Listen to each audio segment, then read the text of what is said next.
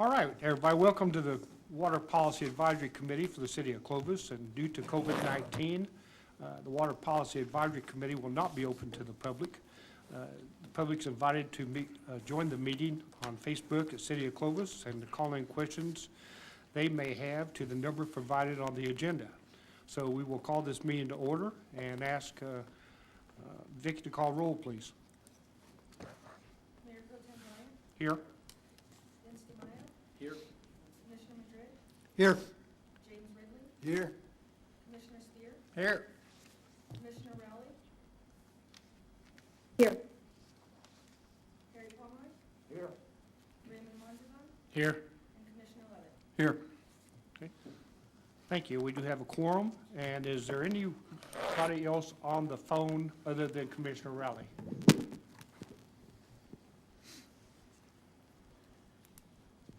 Okay. And I would like to introduce our two new members. We have Commissioner Rowley that is on the telephone and Commissioner Levitt that's with us in person. So welcome to Water Policy.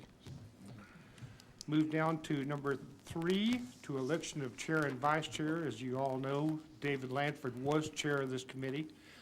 I was co-chair, and so we are going to go ahead and hold an election for chair and also vice chair at this time. So we will open up the floor to the committee to make nominations for the chair. Mr. Chairman, Mondragon. Mr. Chairman, I'd like to propose a nomination on your behalf, Commissioner Chris Bryant. You currently serve on the Rural Authority Board as well, I believe. Yes, I did. You've been on this board for a very long time. You've chaired as co-chair as well as you are now. So I'd like to propose and make a motion that we elect Chris Bryant as chairman. Okay. I second that.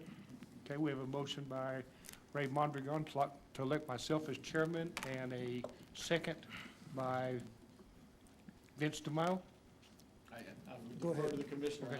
Go ahead. Second by Vince DeMaio. Never step up over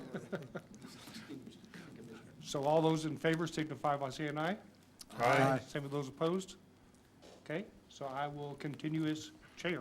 Now we'll go to co-chair. Do we have a nomination from the floor for co-chair? Mr. Chairman, I'd like to nominate Commissioner Fidel Madrid as co-chairman of the Water Policy Committee. Okay, do we have a second for I that? got a second on I that. got you, Commissioner. Okay, so we have a motion by Ray Mondragon to elect Commissioner Madrid for co-chair and a second by Commissioner Chet Spear. And all those in favor signify by saying aye. Aye. Okay, Aye. motion carries. Thank you. Thank you. Okay, we'll move down to the approval for the minutes of February 26th.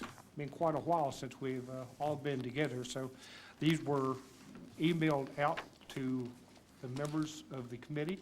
If y'all had the opportunity to look over the minutes, we'll ask for a motion.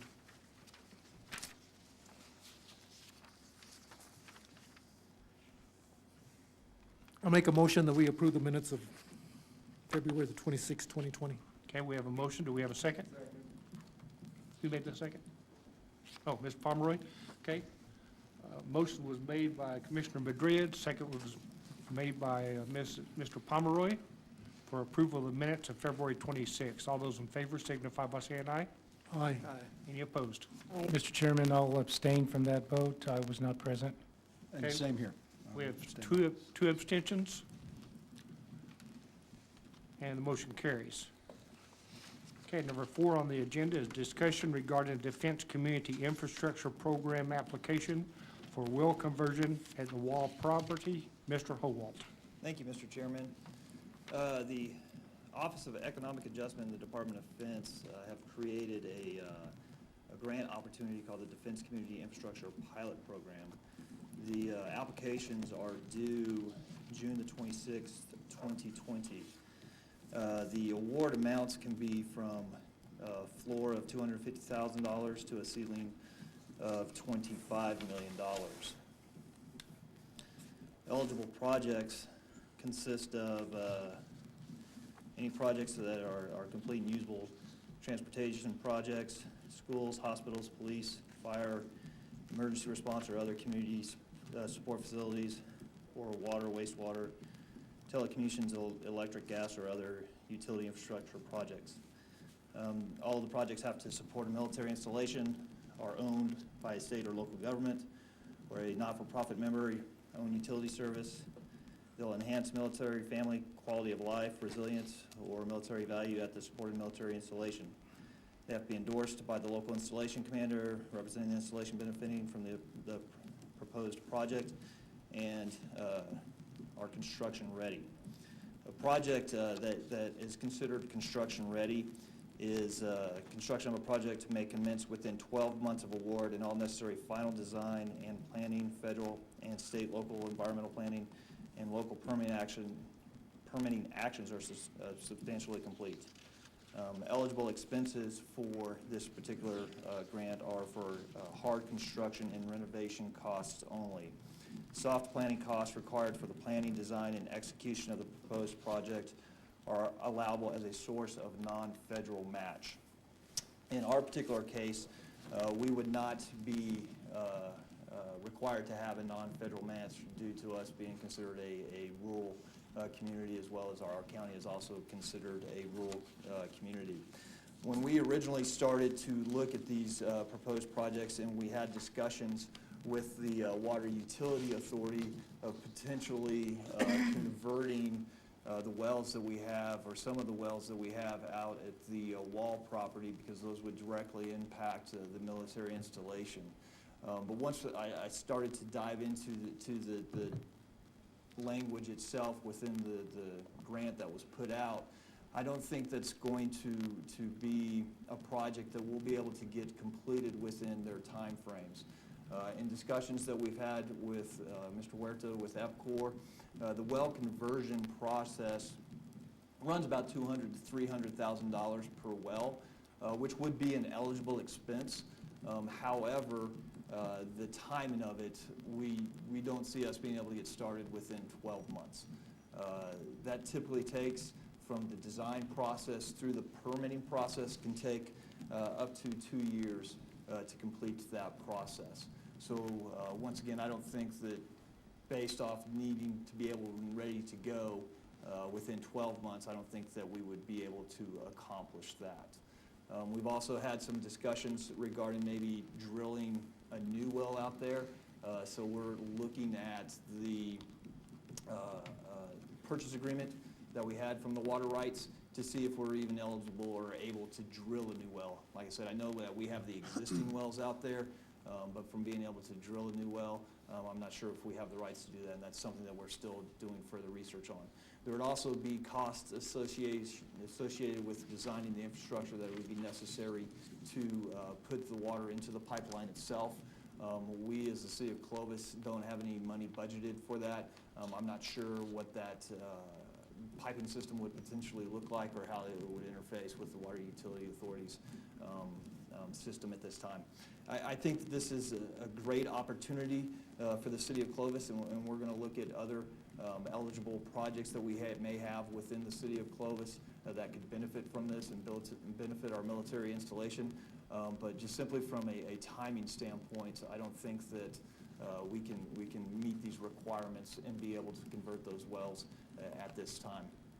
And it's something that the Water Utility Authority had discussed, I know, at their last water utility meeting, and so we wanted to bring it to this board for discussion purposes as well, so that both entities would have had the opportunity to discuss this proposed grant application process.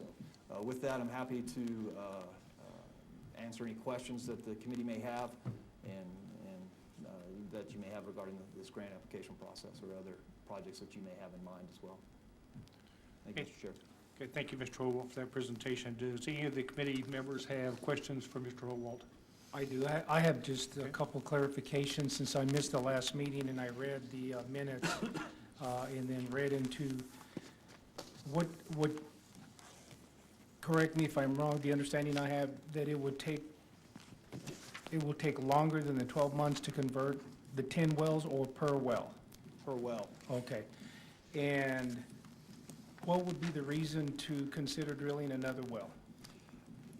It's, from a permitting standpoint, it's gonna be faster to drill a new well, simply because you're not having to take a well that was for ag production, and the way it was designed and the way that it was originally constructed, and convert that to a municipal well and meet the drinking water standards. And since the jail wells have been shut down, on some of the studies that I've read and some of the studies that we did with EPCOG, is the water continues to rise a little bit within the wells at Cannon Air Force Base, is that correct? We monitor those every October. We go out and we get the saturated thickness that's out there. And they did have a sharp increase initially, which is probably the drawdown coming back up. But over the last couple of years, it's kind of steadied out and they've remained relatively flat. But there hasn't been a decrease in the water surface elevation, so that's good. Okay, thank you. That's all I have, Mr. Chairman. Okay, thank you. Any other questions? Okay, thank you. Okay, we'll move down to number 5, and an update regarding the effluent reuse project. Mr. Howald.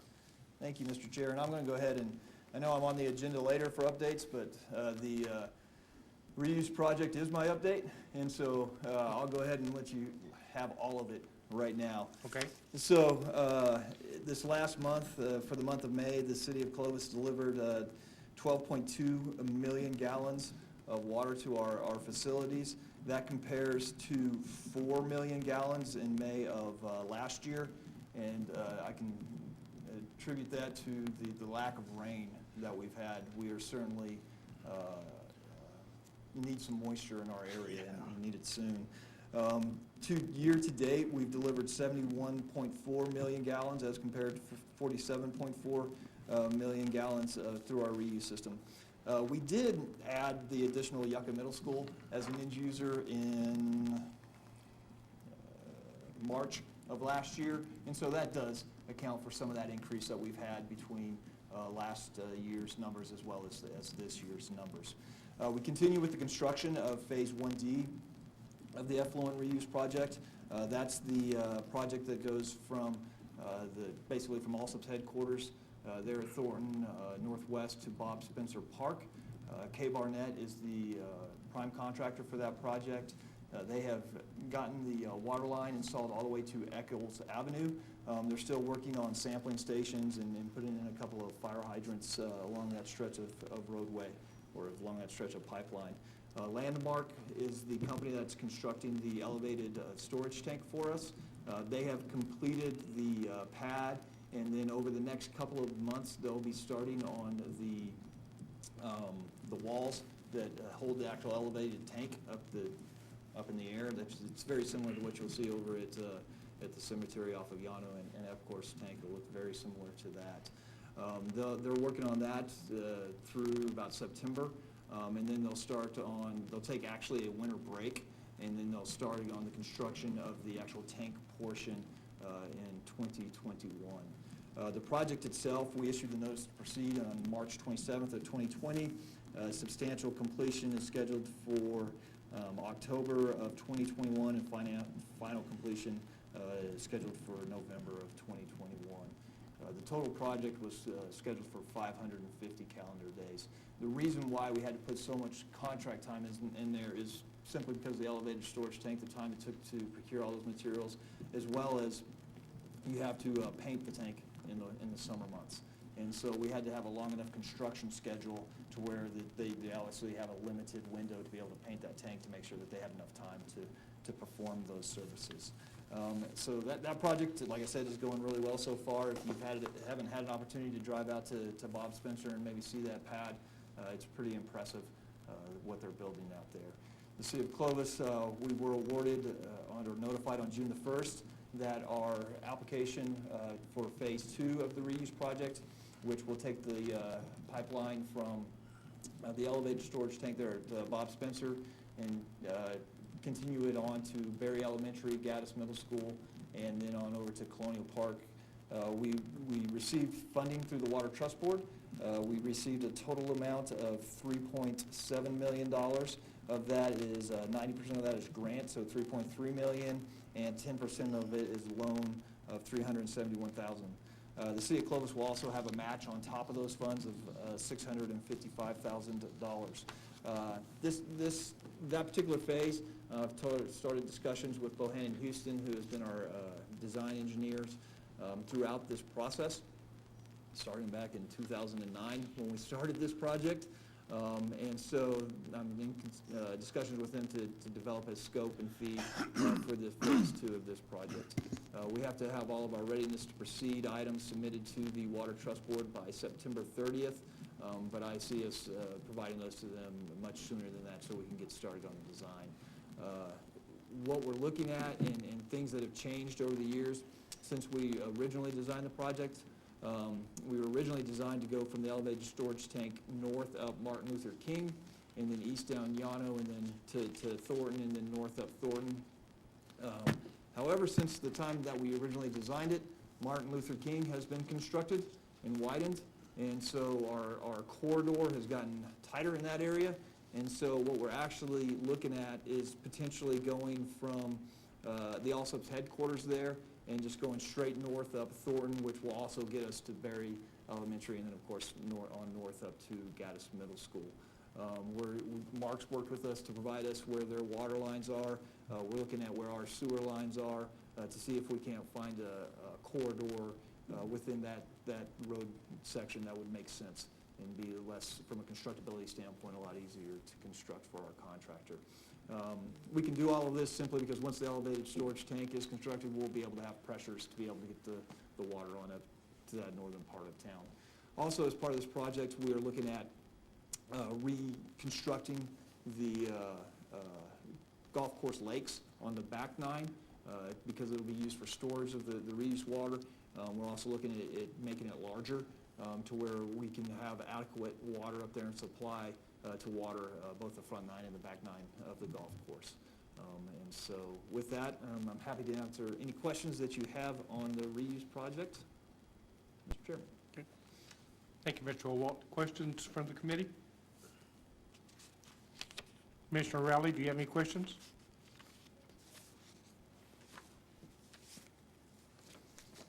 Sorry, no, I can hardly hear you guys.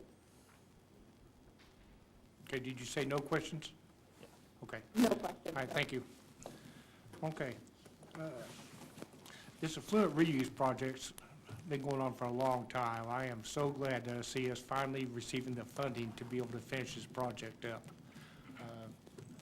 You know, this is great not only for the city, but for the schools, the golf course, dust control, just about everything. This is just a wonderful project to get completed. So, looking forward to it. Okay, moving to updates. Number 5, we have the EPCOR update with Mark Wortha from EPCOR. All right, Chair and committee members, I'd just like to start off, feel like I haven't been in front of you guys for a while, so give you a brief update on where we're at in regards to our response to the COVID-19. I think most of you are aware that we had closed our customer service centers early on, I think even prior to the governor issuing her stay-at-home order, and moved some of our work staff to, of course, working from home. Field staff were taking their vehicles home, working from their vehicles, using that kind of as their home base, that limiting their time in the office and exposure, congregating in small spaces. Moved some of our customer service staff to working from home, those that were able to, that it made sense. So we're now in what we're calling stage 1 of our reintegration plan to bring staff back in and sort of get back to normal. This is going to be a slow process. Everything that communications we've received so far is they're being very conservative in how they approach that. So we're currently in stage 1, as I said, which is allowing 10% of our work staff to kind of return from their work from home to office work with all the safeguards in place, the social distancing and hygiene, temperature checks and things of that nature. So as far as our opening back up to the public at our customer service centers, that's going to be part of stage 2, and as of right now, they're saying that could be as late as November. So That could change. They're working on an actual finalized plan, a reintegration plan that'll be distributed supposedly, I think they said around mid-month of June. So getting close, so we should start to be able to see that full plan for review and comment. So there'll be more to come on that, but that's kind of where we're at in response to that. So you'll probably see our office closed for another couple months, maybe longer. So we encourage folks to utilize our online portals, pay by phone. EPCOR does have an app. I use it personally. It's very handy. It's available on both Android and Apple devices, and you can view your bills, pay bills, set up small service calls like ons and offs and things of that nature. So there's a lot of avenues out there for them to continue to do business, and of course we're always available by phone. So that's kind of where we're at in regards to that. And as far as updates, May we saw an average day of about 7.8 million gallons. To date, our max day for this year has been about 8.3. Again, our total pumping capacity, so that's the ability for all of our wells, their ability to pump in a 24-hour period is 10.7 million gallons. In regards to PFAS and PFOA, this is going to be an ongoing thing. These are forever chemicals, so we'll be dealing with it for the foreseeable future. But with that, we did receive our first quarter results for this year. Everything that we saw was very consistent with what we had as our last results in 2019. Saw a few wells that had a slight decrease, some that saw a slight increase. Of course, our point of entry into the system at our North 40 pump station, so where the water actually leaves the tanks and enters the distribution system out to customers, is at a non-detect. So that's kind of the big number there, and that's the one that we're going to continue to monitor closely. Of course, we do have 5 wells that feed that pump station that are currently off and had been turned off when we discovered that there was elevated levels of the PFAS and PFOA. So again, and we've communicated this in previous discussions with both the city and the county, is that there may be a need to use those wells depending on demand. So that will be something that we'll address. We have what we put together, a rotation schedule, which will, of the 5 wells, we will bring the ones on with the lowest detection level first, and the ones with the highest detection level would come on at the very last only if absolutely necessary. So we're doing everything we can to mitigate that, and we'll continue to keep the city and county updated on that as the situation changes. Conservation, of course, June with the city of Clovis made June Conservation Month. We had to push it back from April. So the EPCOR is still fully engaged in their conservation efforts. We still have our toilet rebates, our washer rebates, our landscape rebates, and we're actually introducing this year a rainwater harvesting rebate. This will consist of a customer being able to purchase a rain catch barrel, and the rebate in total is $500, and that would include the purchase of the water catch barrel, any gutter system, downspout, so kind of the collection system that brings it down to the barrel, and any concrete pad to set the barrel on. So that's available. Again, it'll be in the form of a bill credit similar to our existing rebates. There's applications that will be provided actually with the conservation materials that we're going to provide to the city for part of the Water Conservation Month. They'll also be placed on our website. We're going to kind of roll it out, a soft rollout with minimal communication or advertisement at first until we get the ball rolling on it, and then we'll push it a little bit harder once we know everything's working right. So that's being added to our conservation plan. We currently have still a pretty good surplus of funds. I think it's somewhere around $170,000 available for customers for rebates. So we encourage them to still take advantage of that. So that's where we're at in regards to conservation. Recent projects we just completed, we did a cooperative agreement with New Mexico DOT. to be a part of the US 6084 project that went on. So with that, we were able to add approximately 5,000 feet of new 12-inch PVC, 6 fire hydrants. We connected to some we call dead-end lines, so they were lines that didn't make a loop. We were able to connect to a line on Bonita Road, a 4-inch on Martin Street, a 2-inch on Kansas, and then a 12-inch that was just west of the RV park on US 6084 there. So it was a good project for us. We were able to take advantage of the city being, or the city doing or I guess it'd be the state, yeah, redoing US 6084. We were able to get 4 large diameter crossings across that road. Our line is placed on the south side, and we were able to cross over at Cesar Chavez, Bonita Road, Lincoln, and Kansas. So it was a good opportunity for us to get some large diameter crossings on the other side of the road and make those connections to those dead-end lines. And again, the addition of the 6 fire hydrants. So it was a good project for us. We're going to continue to do the same thing on both the middle and east projects as those become available. We're already in the design phase for both of those projects, so we'll be ready when New Mexico DOT is ready to start on those. Continue to upsize mains, add large diameter mains, fire hydrants, things to improve flows and fire protection. And with that, that's kind of my update, so I'm happy to answer any questions. Okay, Mark, thank you. Even though you're working from home, you have a lot of projects going on. We do. We postponed a few things that we plan to get back going starting mid-month. So we had some vault improvement projects that we had underway. We are starting on a project I should have mentioned that also, is that we're in the design phase now with a project to add a new transmission line that's actually going to bring wells that are currently going to our Sandia high tank over to our North 40 pump station, which is going to further add water to that pump station, add to the blending effect for the 5 wells that are affected, and probably keep us from having to utilize those as much in the future. We'll also be able at that time decommission that tank and pump station.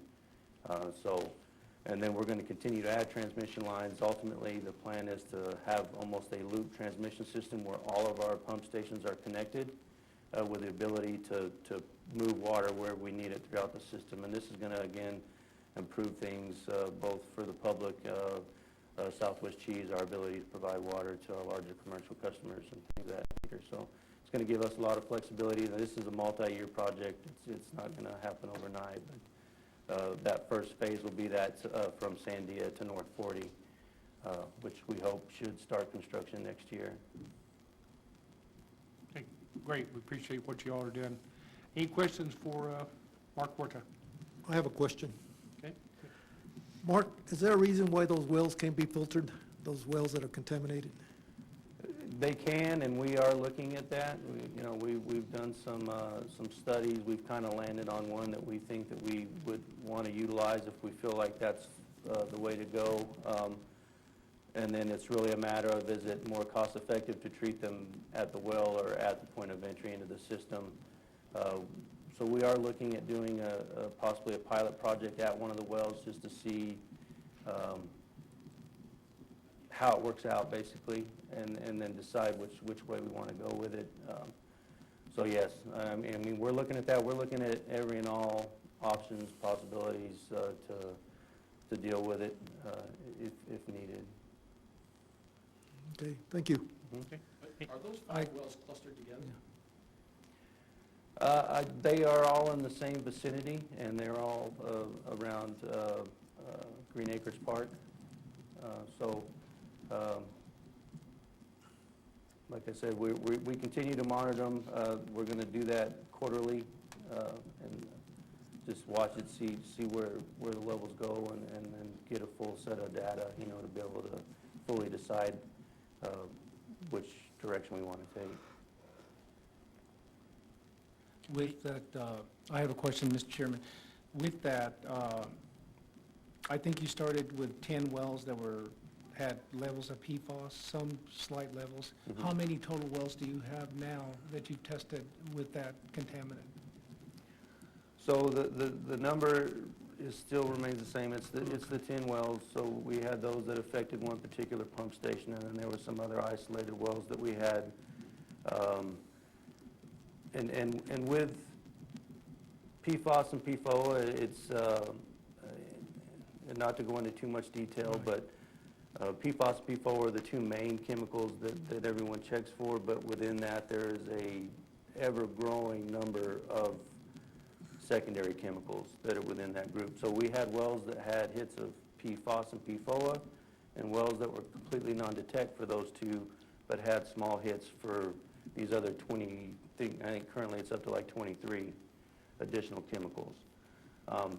So it is possible to have a well that's going to hit on these other smaller chain chemicals and not hit for PFOS and PFOA, and then you may have one that hits PFOS, PFOA, and has none of the others. So it's very hit and miss, but to answer your question, it's still the 10 wells.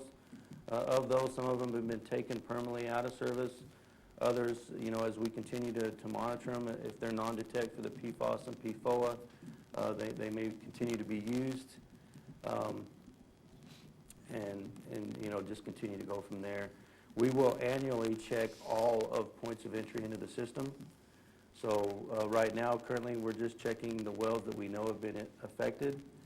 But in this next set, it will have been a year since we did all of the points of entry into the system, so we're going to check all of them again.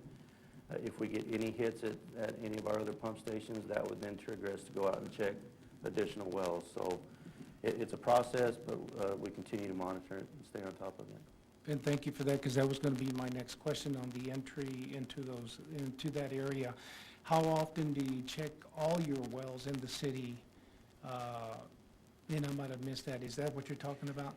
All the wells? Yeah, basically, it's going to be annually, and what we're doing is we'll check that at the point of entry into the system, because all wells currently feed into a pump station, and currently at design, certain wells only feed to a certain pump station and go nowhere else. So when you check the point of entry at the pump station, if you're getting a non-detect there, it tells you that you're non-detect at the wells. If you get a hit there, then that again triggers the need to go out and check each and every well to find out where it's coming from. And that's what happened at North 40. You know, once that happened, we checked all the wells that fed in North 40, and there was only 5 of them that came back with any level of these chemicals. The rest were okay. Thank you. Mm-hmm. And one quick question, where's the PFAS coming from? I guess that's the million-dollar question. We don't know. We don't believe it to be related to the Cannon Air Force Base plume, just because of the area in which it's located and the fact that there are a large number of wells between that and those affected by Cannon Air Force Base. The only common denominator that we have right now and is that they are near stormwater runoff, lakes, ponds, basins, so there could be a relation to that. But again, that's kind of a charge that should be on EPA or someone other than us to try to determine and find that out. Right now, our main focus is mitigating the issue that we know is there and continue to monitor. I think I get this thing over here.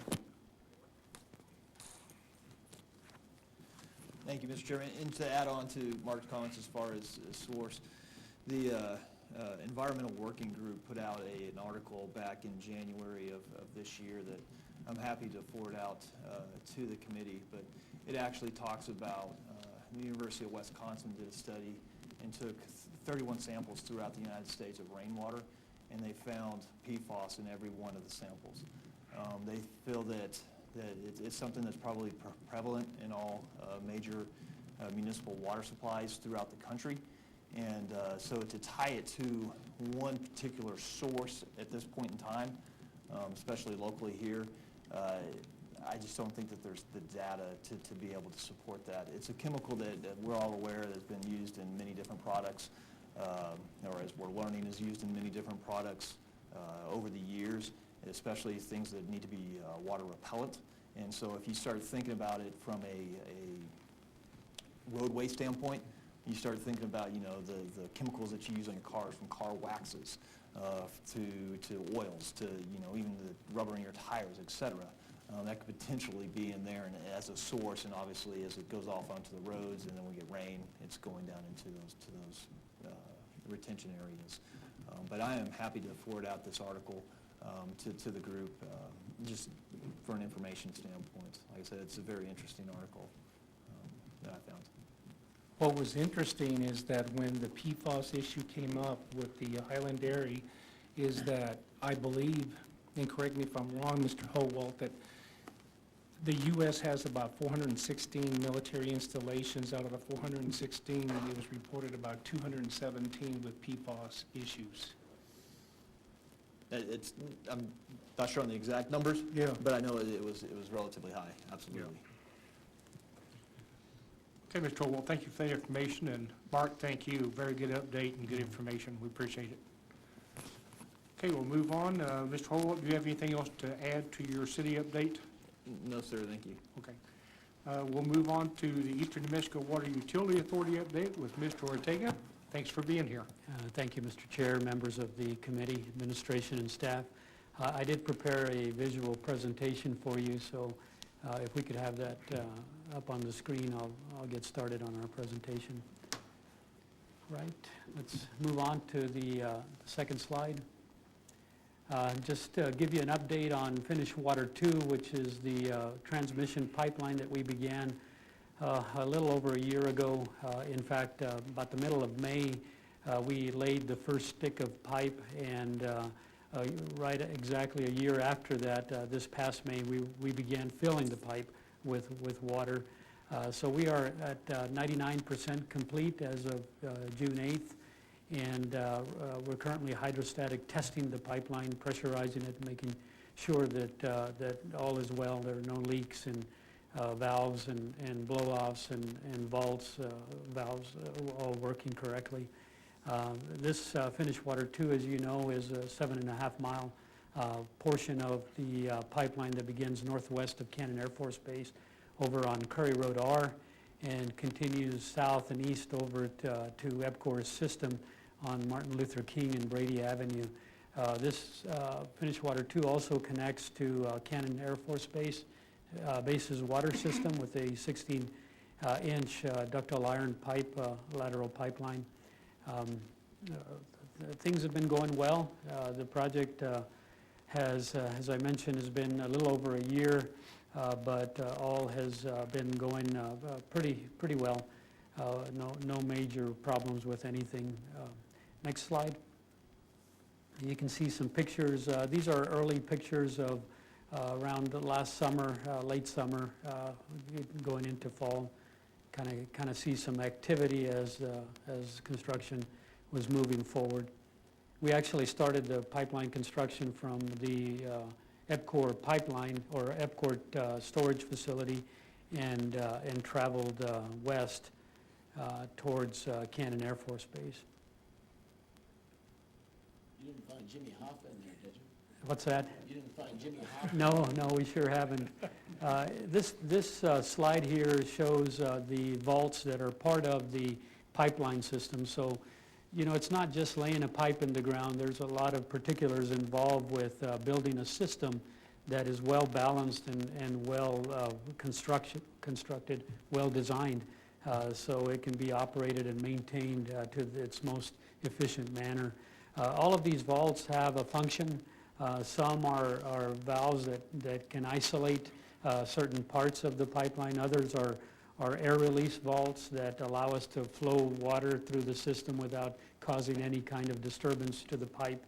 Other valves allow for blow-offs, which allows us to release water if needed, and so forth. So I just wanted to share that with you.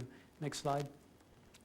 Again, this area here, this vault is at Cannon Air Force Base, and this is the Cannon lateral turnout vault. A couple of pictures of the construction of these vaults. Some are larger than others. That upper left-hand corner photo is the 16-inch pipe leaving the vault and going to connect to Cannon Air Force Base's system. You can see some photos of the vaults inside. This is the main junction vault that connects into Clovis and Cannon. to Portales, and then north to the future water treatment plant. And then this, as you can see in the background, the EPCOR location on Brady and Martin Luther King. This is where we connect to EPCOR's system. These are an air vault along the pipeline route, and these are things that you're going to see along the route where you can see that the vault is buried in the ground. We have a hatch to enter the vault. As I mentioned, some vaults are larger than others, but all of them are obtainable. You can walk into them and turn a valve, do inspections and so forth.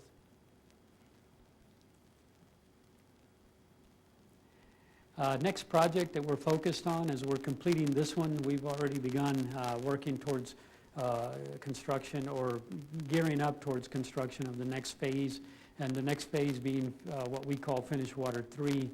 This is a 16.8 mile of transmission to Portales, connecting the Finished Water 2 pipeline to the Portales water system. Current activities include acquiring easements and looking at the possibility of a realignment to the Portales Lime Street storage facility. A little over a year ago, Portales came to us and asked that if the authority would consider going to the Lime Street facility rather than the Johnson Hill facility. There were many reasons for the city of Portales believing that facility would better serve them. One real important thing is it would be a redundant supply to the Portales community, with Johnson Hill being the only water source down to the city. If there are ever any problems, the whole system has to be shut down, which means the whole community has to be shut down, not only to residents but also industry, businesses, hospitals, and so forth. So it really causes some negative effects to the community when the system is shut down. So by going through Lime Street, it would give them a redundant supply. If there was ever a problem with one or the other, they could continue moving water to the community. A lot of other reasons for going there. In fact, it's been well discussed and well studied to the point that the authority board did support that request, and we are now in the process of working with the New Mexico Environmental Department Constructions Programs Bureau to meet their approval, and once we have that, then we can continue on that portion of it. But right now, we're looking at starting with what we call Finished Water 3A, and it's going to begin right at the point where it could either turn west towards Lime Street or continue south about another half mile and then turning southeast towards Johnson Hill. So from that point, we're traveling north up to the Finished Water 2 system. Next slide. So this is a photograph or a map of the Finished Water 3 there. As you can see, again, 16.8 miles. If you look down over to the right of that map, you can see the realignment portion to Lime Street, and then the lime green that continues up north is the Johnson Hill. So we're still working on that until we receive approval from NMED. We cannot begin on that portion of it, but we are looking. If you see the yellow line where it goes down to Lime Street, we're looking at preparing a bid package from that point all the way north to the Finished Water 2 connection. So basically, most of the lime green pipeline, with the exception of the Johnson Hill portion. Next slide. Funding that we have raised up to this point for Finished Water 3 is a little over $25 million. As you can see here, we received $14.750 from the Bureau of Reclamation this year. We have a Water Trust Board, what we call 4817, or what was named 4817 by the Water Trust Board. This was a 2019 award at a little over $2.8 million. Capital outlay, an award from the governor towards our project at $1 million. And then we recently were given notice of award for our 2020 application at the amount of a little over $5.7 million, and then a contribution of the authority funds at a little over $1.3 million. That's solely for construction of Finish Water 3A. And we feel that we can get most of that completed and hopefully be able to do Finish Water 3 with 2 phases, being that the next phase would be either to Lime Street or Johnson Hill. Next slide. The next phase that we're focusing on after Finish Water 3 is Finish Water 1, but we're not waiting to complete Finish Water 3 to start on Finish Water 1. We are actually beginning on that at the new fiscal year once our budget is approved. So Finish Water 1 currently is the segment from the top end of Finish Water 2 to the future water treatment plant. And we're looking at a little over 15 miles of that. Finish Water 1 is currently at 60% design. We will begin 90% design, or working towards 90% design beginning on July 1st. The alignment again runs north and south and follows Curry Road R to the future water treatment plant just at the end. It will begin at the end of Finish Water 2, just right there at the end of, well, it's at Curry Road R at the end of where the Cannon housing is. This estimated construction, we're looking at about $48.3 million. So this is, as we move north, the pipe gets larger for not only capacity, but being able to bring that 16,450 acre-feet of water to our member communities. Next slide. Of course, our focus is constructing the interim groundwater pipeline, and that is connecting our larger communities at this point, and then moving on to the rest of it. But by building the interim groundwater pipeline, it allows us to potentially tap into groundwater sources just north of Clovis, and as we have spoken about in the past. So we continue with that effort. Another part of that effort, we've included Texaco, because Texaco, as you know, is a partner and is a member of the authority. They're really in need of water, probably the most in need of all of our members at this time. So being that there's some potential of being able to also include that lateral to Texaco, we want to put some effort into that also. Next slide. So this is a map of the interim groundwater pipeline. As you can see, the lime green being the Finish Water 3, the blue being Finish Water 2, which is about complete, and then the red being Finish Water 1.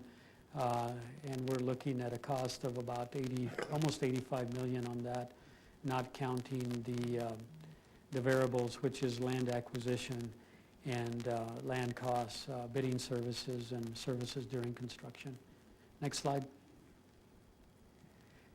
Benefits of completing the IGWP, as we've mentioned, it connects actually about 98% of our population now that our authority has become smaller, provides the ability to negotiate for groundwater while groundwater is still available. If we have a transmission pipeline, if we have infrastructure out north of Clovis, and we have some folks that are interested in maybe selling water to the authority, that infrastructure would be in place, and that would be possible. Without infrastructure, there's no way to move that water to the community or to the communities that are needing it. Can bring relief to the authority communities in the interim as we continue building north to the reservoir. Again, it saves large amounts of dollars by constructing larger portions, what we call economy of scale. And then it develops a functional utility. You know, as we build these segments, Finish Water 2, for example, once we've completed that and taken ownership of that pipeline, if we're not using it, it's going to be sitting there and doing basically nothing. We're going to have to maintain it and keep it healthy until we're able to use that pipeline. So the sooner that we can put this infrastructure to use, the better for everyone. Creates jobs during construction, and as I mentioned, I think in a slide before, we actually created about 60 jobs with the finished water 2 construction, and those 60 jobs were about a year and 3 months to about a year and 6 months. It also strengthens the economy here in eastern New Mexico, and then strengthens every aspect of our community, whether it's military, agriculture, and economic development. Next slide. I added this slide here as I wanted to show you kind of what the authority is looking at moving into the new fiscal year. And everything in red are dollars from the actual authority. They're not funding from the Bureau. They're not funding from the state. These are membership dollars being put to work. And with that, you can see that the 1.3, if we start up on the upper left-hand side with finished water 3A, that is the pipeline construction that we are going to invest a little over 24 million. 1.1 million, it's 1,131,894 of that will be membership dollars going into construction.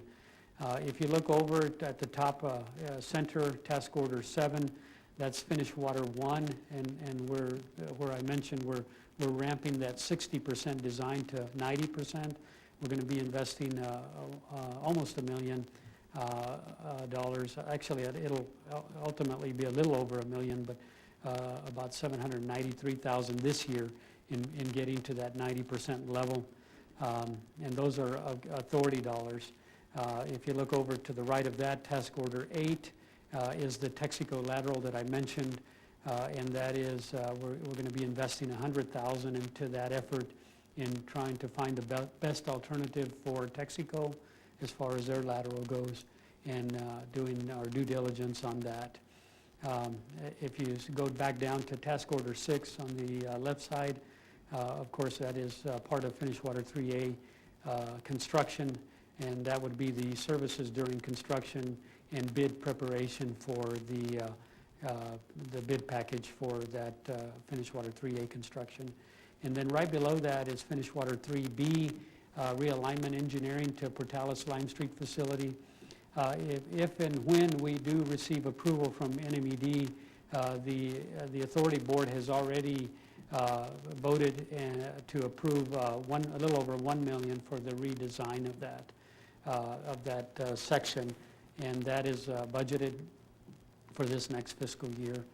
The next one in the center, task order 5, is the remaining dollars of the services during construction for finished water 2 construction, and we'll have about $150,000 remaining there for the warranty period during the 1 year that it's still under the warranty period. So we'll be paying not only engineering to oversee that, to make sure that the pipeline stays well, and if there are any issues with it during that time, it's covered under our warranty period. The next one over to the right of that is task order 3, which is finished water 3 easement acquisition. We are going to be budgeting $150,000 towards that, and then also $150,000 towards finished water 1 easement acquisition as we move north towards our future water treatment plant. And then back down to the center at the bottom box is task order 4, general engineering support at $35,000, and that's general engineering support. So if there's ever a reason for us to have to investigate something that's not part of these other pieces, that's where we pay for that. So a total of a little over $3.5 million of authority funds that we are investing in projects this next fiscal year.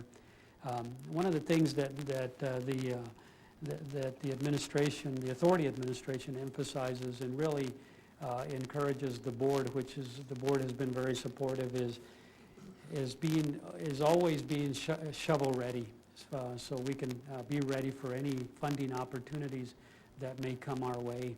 I can tell you from experience in the 2 years that I've been with the authority that if we can spend this money and be under construction we're more likely to receive funding from the Bureau and from the state, and even from our local communities. They're more in favor of supporting this effort if we show progress.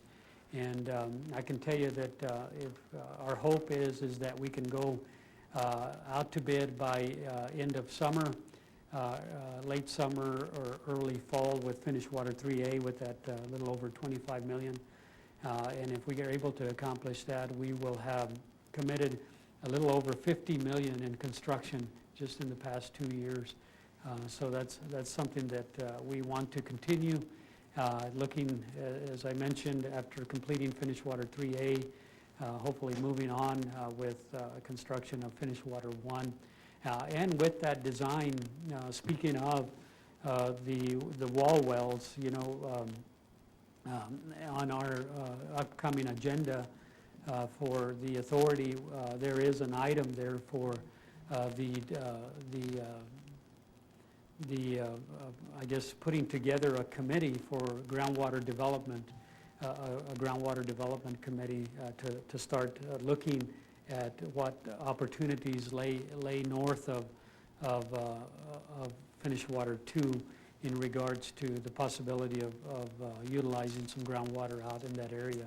And with that said, what's important to us as we design the next phase to finished water 1, which will begin July 1st, is identifying intake facilities along finished water 1 that we can have laterals tap into our system if that opportunity does indeed exist. So a lot of important things going on now, and really I think that you know, as we continue moving forward, I think, you know, we're making good progress. We want to continue doing that, and we'll eventually accomplish what this whole purpose was about, is getting to the reservoir, of course. In the interim, hopefully being able to tap into some groundwater that can assist and alleviate some of the issues and the needs of the communities, you know, for the future, for the interim, and then on to the reservoir for you know, renewable water source for all of our member communities. That's my presentation, and I'm glad to answer any questions you might have. Okay, thank you, Mr. Ortega. Very, very good presentation. Does the committee have any questions for Mr. Ortega? Mr. Chairman, I have one question. Orlando, thanks for your report. More curious than anything, will the utility authority be providing water to Portales from the wells located in Curry County? The water that will go into the system will be available to any member of the authority, yes. Okay, thank you. Okay. Mr. Chairman, finished water 3 Orlando, Yes. does it include going, or what's the plan with ELIDA? ELIDA would be the ELIDA lateral, and we have not reached that point as of yet. Okay. I was also, and thank you for that presentation, I had the opportunity to, with Mr. Ortega, to tour the complete finished water 2 project from at the start of the EPCOR all the way to past Cannon and so forth, and that was pretty impressive. But I have been asked a couple of times, and I know we went through those and you showed me the pipes. I was asked, well, if you lay the pipe and you don't put no water, and I try to explain it because it's been explained before, is what's the guarantee of those pipes won't rust? Well, I know there's special pipes for that specific water system. Can you just kind of talk a little bit about that? Sure. Well, we're on finished water 2, we've used 2 different types of pipe. The main transmission is 33-inch welded steel pipe, and it's cement coated on the inside, and it has cathodic protection on the outside. And not only is the pipe constructed in that manner, but it also has a cathodic protection connected to the system, where it's constantly monitored through our operation and maintenance of the system, and will be for the future, for years to come. As long as the pipeline is being used, it will be monitored. So we will always monitor for any kind of corrosion of any kind that might be a threat to the pipe. but in the design and construction of the pipeline, every effort has been made to cause corrosion to not exist along the pipeline. So really, the pipe will have water in it. Actually, the pipeline is filled today at full capacity and has been pressurized up to, I believe, 200 pounds PSI for testing. The pressure will decrease after it meets the testing and the specifications for all of that. But the system is, the pipeline itself has been laid on a surface that's called controlled low, let me see, CLSM, controlled low strength material, which is a material that is partly native soil. It has some dirt that has been screened for large rocks, any kind of debris. It has caliche in it, and then has a small amount of cement in it. So whenever the pipeline was put down into the, and if we could move some of those slides back, you could actually see it. There we go. If you could go back to some of the photos, you can see the system. And Justin, as an engineer, your expertise, please jump in there and add to what I'm saying. I'm actually really impressed. He's sounding like an engineer sitting over there. Keep going back, please. There you go. There you go. That's good. As you can see where the gentleman is standing, well, in both of the photos, you can see the CLSM that is actually poured into the pipe. And as I mentioned, they eliminate all of any kind of hard, pointy debris, any sharp rocks or anything like that. And this CLSM flows underneath the pipe and around the pipe and on top of the pipe. But it can still be dug into if there's ever a problem. It's soft enough that it can still be dug into. This CLSM is a great material to put in there. It's well done.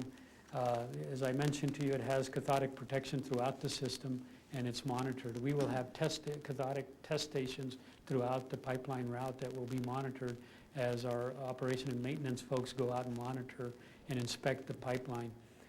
So it's very well engineered, very well designed, and I can say it's very well constructed. What was impressive about that is the careful detail and of the placement of that in the inspection of that pipeline. Also, you guys saw on the slides these huge vent things going into the concrete and into the pipes. These guys go in like with roller, what do we call it, skateboards, and they're in there receiving air while they're in there working. So that was pretty impressive. So thank you for allowing me to attend that. But if you guys ever have the opportunity to see that with the other projects, I would recommend you go check it out. Thank you. Okay, any other questions? Mr. Chairman, on there, one of the slides said there was 920 acres of water rights have been acquired. Is that the JL property? It's the city of Clovis, yes, Okay. property. Mhm. So that property belongs to the city, the It water does. rights are the city of Clovis, not the authority? That's correct. Can you sit up to your mic, please? We cannot Sorry. hear you on the live stream. Okay. And also, on the last, the red numbers that were utility dollars, that's funds that are already there in an account ready to spend, but have not been spent. Is that fair? That's correct.